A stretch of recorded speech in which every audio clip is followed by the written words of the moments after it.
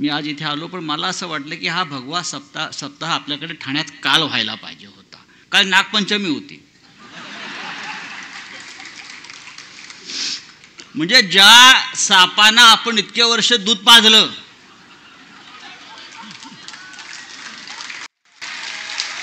या ठाण्यात अगदी हिंदू हृदय सम्राट धर्मवीर आनंद दिघे आणि उद्धव साहेब आपण सुद्धा वर्षानुवर्ष आपण ज्या ठाण्यातल्या सापांना दूध पाजलं,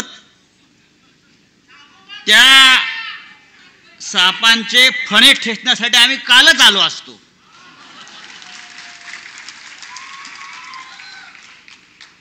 पण लोकसभेत या सापांच्या शेपट्या फक्त वळवळत राहिल्या. विधानसभेत त्यांचे फणे ठेचल्याशिवाय आम्ही राहणार नाही. आमचा भगवा सप्ताह आहेच,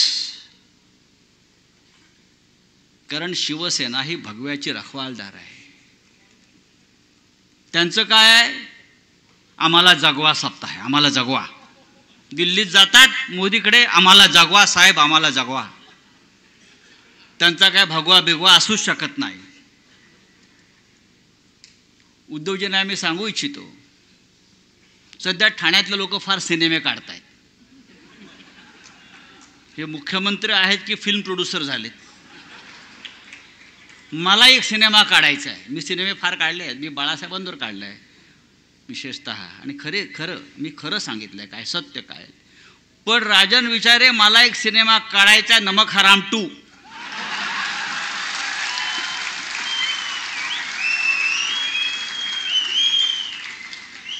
माझ्याकडे स्क्रिप्ट तयार आहे, नमक हराम 2.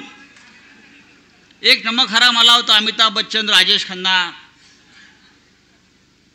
नमक हराम 2चं स्क्रिप्ट माझ्याकडे तयार आहे. मी चांगला लेखक आहे, तुम्हाला माहिती आहे. मी संपादक आहे, मी पत्रकार आहे. राजकारण माझ्या समोर घडतं किंवा आम्ही घडवतो. बाळासाहेबांनी आम्हाला शिकवलं, आपण घडवत राहिलं पाहिजे आणि बिघडवत पण राहिलं पाहिजे. तेव्हा लवकरच मी नमक हराम 2 हा सिनेमा काढणार आहे आणि ठाण्यातल्या सगळ्या हरामखोरांवर प्रकाश टाकणार आहे.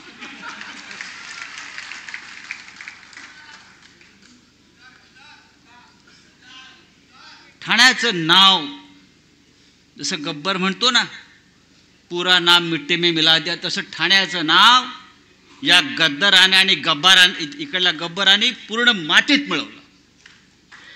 ज्या ठाण्याची प्रतिष्ठा अनेक या ठाण्यामध्ये महान लोक होऊन गेले. बाळासाहेब ठाकरेंनंतर, शिवसेना प्रमुखांनंतर हे ठाणे निष्ठावान, कडवट निष्ठावान धर्मवीर आनंद दिघे यांच्या नावाने ओळखलं जात होतं.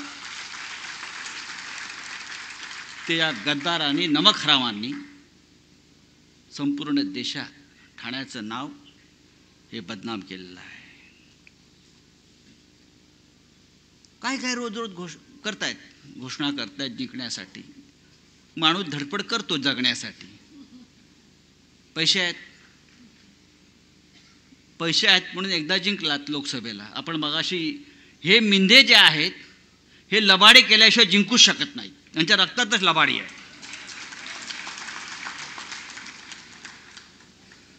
अख्ख्या महाराष्ट्रात त्यांनी लबाडी केली,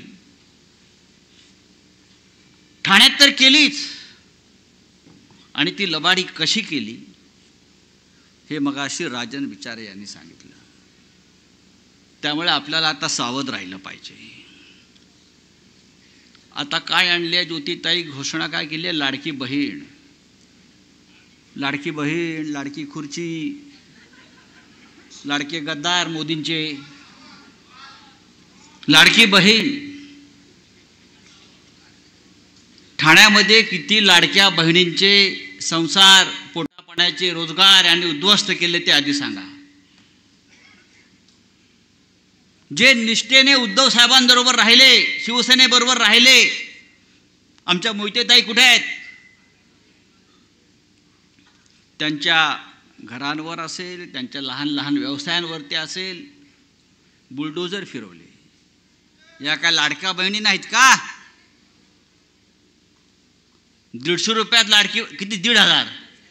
लाडका बहिणीची किंमत फक्त 1,500. फक्त 1,500. आमदारांना 50 कोटी आणि लाडका बहिणींना 1,500. मतदारांना विकत घेण्यासाठी प्रत्येक मतदाराला 10,000 आणि लाडकी बहीण 1,500. आणि जी लाडकी बहीण निष्ठेने राहील आपल्या खऱ्या शिवसेनेबरोबर, तिच्या घरावर, तिच्या उद्योगावर बुलडोजर.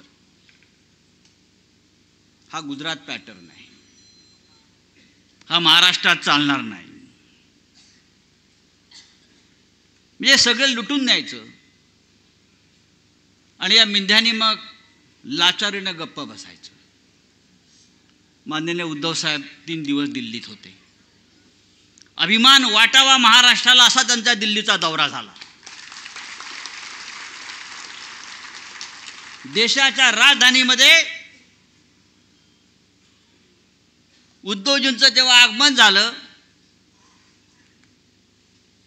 तेव्हा अहमद शाह अब्दाली हा घाबरून त्याच्या घरातच बसला होता. कोणी बाहेर नाही पडले. पण त्यांच्यासाठी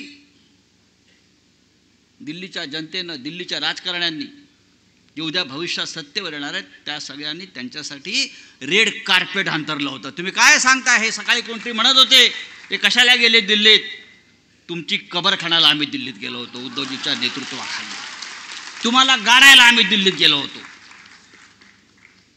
आणि तुम्हाला आम्ही गाडल्याशिवाय राहणार नाही. हे जातात दिल्लीत, त्यांना भेट तरी मिळते का? मोदीच्या त्या गवतावर बसतात, पांढऱ्या पॅन्टवर गवत लावून परत येतात पाठीमागे. असं येतात बघा तुम्ही. जाताना पॅन्ट स्वच्छ असते, येताना सगळे गवत तिथं लागलेलं असतं. असं पाठीमागे. आम्हाला माहिती आहे दिल्ली काय. तुम्ही आम्हाला दिल्ली शिकवू नका. शिवसेना प्रमुखांच्या कृपेने आमचं अख्खं आयुष्य दिल्लीमध्ये गेलंय. दिल्ली आम्हाला सांगू नका तुम्ही. आणि तुमच्या पोराबाळांना दिल्लीत पाठवायचं काम सुद्धा उद्धव साहेबांनीच केलं लायकी नसताना. तुम्ही दिल्ली आम्हाला काय शिकवताय? दिल्ली ही देशाची राजधानी होती कालपर्यंत. आता ती फक्त गुजरातची राजधानी झाली आहे आणि ते आम्हाला नष्ट करायचं आहे. दिल्ली देशाची राजधानी असायला पाहिजे. उद्धव साहेब का गेले दिल्लीला? जेव्हा जेव्हा हिमालयाला गरज वाटली तेव्हा जेव्हा महाराष्ट्राचा सह्याद्री दिल्लीला गेलेला आहे. देशावर संकट आहे आणि ते संकट हुकुमशाहीचं आहे. म्हणून माननीय उद्धवजी हे वारंवार हल्ली दिल्लीत जातात, दिल्लीत राजकारण करतात. कारण महाराष्ट्र मेला तर राष्ट्र मेले, मराठ्याविना राष्ट्र गाडा न चाले. खरा वीर वैरी पराधीनतेचा महाराष्ट्र आधार या भारताचा. म्हणून महाराष्ट्राची जबाबदारी उद्धव ठाकरे साहेबांना घ्यावी लागेल आणि त्यांना दिल्लीत जाऊन राजकारण करावं लागेल, त्यांना गाडावं लागेल. कोण हे मोदी? काय म्हणतात ते विश्वगुरू. ती आमची कुस्तीपटू तिचं एक रौप्य तिचं पदक काढून घेतलं फोगाट. तेव्हा अजूनपर्यंत यांचा विश्वगुरूचा काय आवाज आलेला नाही, अजिबात नाही. पण तुम्हाला माहिती आहे का, मी उद्धव साहेबांना सांगू इच्छितो, उद्धव साहेब पॅरिसच्या ऑलिम्पिकला 117 जणांचं पथक गेलंय खेळाडूंचं. 117 खेळाडू आहेत. त्यात हरियाणा, अरुणाचल, महाराष्ट्र हे मोठ्या प्रमाणात आहेत. आपल्याला पदके महाराष्ट्राला मिळालं आहे. पण गुजरातचे फक्त 2च आहेत. 117 मध्ये गुजरातचे 2 आहेत. पण स्पोर्ट्सचा जो फंड आहे, स्पोर्ट्स खेळावरती जो खर्च होतो तो सगळ्यात जास्त 469 कोटी हा गुजरातला दिलेला आहे फक्त 2 खेळाडूंसाठी. हा गुजरात पॅटर्न आहे. ही गोष्ट आपण समजून घेतली पाहिजे की खेळामध्ये आणि सैन्यामध्ये कधीच गुजरात नाही, त्यात महाराष्ट्रच आहे. देशाचं संरक्षण करणं, देशासाठी हौतात्म्य पत्करणं, देशासाठी बलिदान करणं हा महाराष्ट्राचा धंदा आहे आणि आम्ही तो करणार. हाच आमचा धंदा आहे. आणि आमच्यावरती जर तुम्ही असे कोणी तोतये सोडणार असाल तर ते तोतये आम्ही याच आणि त्याच भूमीत गाडल्याशिवाय राहणार नाही. महाराष्ट्रात एक घटनाबाह्य सरकार आहे, तोतयांचं सरकार सुरू आहे. मला एक गंमत आठवते, इतिहासामध्ये सुद्धा असे तोतये खूप झाले होते आणि त्यांची सुद्धा काही पाळमुळं ठाण्यातच आहे. इतिहासामध्ये एक तोतयाचं बंड झालं होतं. पानिपतामध्ये सदाशिवराव भाऊ नावाचे फार मोठे योद्धे होते जे हत्तीवर बसले होते पानिपतात आणि लढता लढता त्यांना वीरगती प्राप्त झाली. अहमद शाह अब्दाली तिथे होता. अर्थात हसताय तुम्ही, फार तुमचं प्रेम आहे अहमद शाह अब्दालीवर. त्याच्यावरती असं हसत राहायला पाहिजे आणि प्रसंगी थुकलं पाहिजे. सदाशिव भाऊंचा स्वर्गवास झाला आणि त्यानंतर एक बनावट सदाशिव भाऊ हा पुण्यामध्ये अवतरला. बनावट की मी सदाशिवराव भाऊ आहे आणि राज्य माझं आहे म्हटला. मीच वारसदार आहे या पेशव्यांचा आणि या राज्याचा, मराठा राज्याचा. तेव्हा खूप मोठी चौकशी झाली, शोध घेण्यात आला. तेव्हा कळले की तो बनावट होता आणि तो महाराष्ट्राचं राज्य गिळंकृत करायला आला होता. आणि त्या बनावट सदाशिव भाऊ म्हणजे तोतयाचं नाव होतं सुखलाल. म्हणजे ठाण्यातले पण सुखलाल आहेतच, सुखलाल. आणि तो सुखलाल जो होता त्याच्याबरोबर जे 10 लोक होते त्याच्यामध्ये एक शिंदे होता, गंगोजी शिंदे होता एक. आणि त्याचं जे नेटवर्क होतं सगळं ते ठाण्यामध्ये होतं, पालघर भागामध्ये. हा योगायोगा की मला माहीत नाही. आणि हा जो सुखलाल आहे तो गुजरातचा, सुरतचा. म्हणजे हे अशा प्रकारे बनावट लोक निर्माण करून महाराष्ट्राचं राज्य ताब्यात घ्यायचं, मराठी माणसाचं राज्य ताब्यात घ्यायचं, ही कट कारस्थानं इतिहास काळापासून सुरू आहेत. आणि प्रत्येक वेळेला महाराष्ट्रानं ही कट कारस्थानं उधळून लावलेली आहेत. आणि आपल्याला हे भगवा सप्ताह निमित्तानं हा एक विचार आपण आपल्या मनाशी पक्का केला पाहिजे की आपण भगव्याचे खरे रक्षण करत आहोत, आपण तोतये नाही आहोत. त्याच्यामुळे या तोतयांसमोर आपल्याला घाबरण्याचं आणि झुकण्याचं अजिबात कारण नाही. आपण खरे आहोत. दुनिया सत्याचीच आहे, दुनिया खऱ्याची आहे. महाराष्ट्राच्या विधानसभेत आपण जिंकणार आहोत हा आत्मविश्वास घेऊन आपण समोर जायला पाहिजे. मला कोणीतरी सांगितलं परवा दिल्लीमध्ये, विचारलं क्या होगा महाराष्ट्र में. मी म्हटलं लोग तो चाहते हैं कि ये जो लोग महाराष्ट्र में बैठे हैं ना उनको शेख हसीना के तरह यहाँ से भगाओ. जशी शेख हसीनाला पळून लावली लोकांनी दौड दौड के, तसं ह्यांना आमची जनता महाराष्ट्राची शेख हसीनाप्रमाणे पळवून लावणार आहे. ते पुढे जनता मागे, ते पुढे जनता मागे. कोणी त्याचे कपडे फाडतंय, कोणी काय फाडतंय, कोणी काय फाडतंय, कोणी कुठे हात घालतंय. पण म्हटलं आम्ही त्यांचे इतके क्रूर नाही आहोत. आम्ही त्यांच्या निवडणुकीत पराभव करू, आम्ही लोकशाही मार्गाने पराभव करू.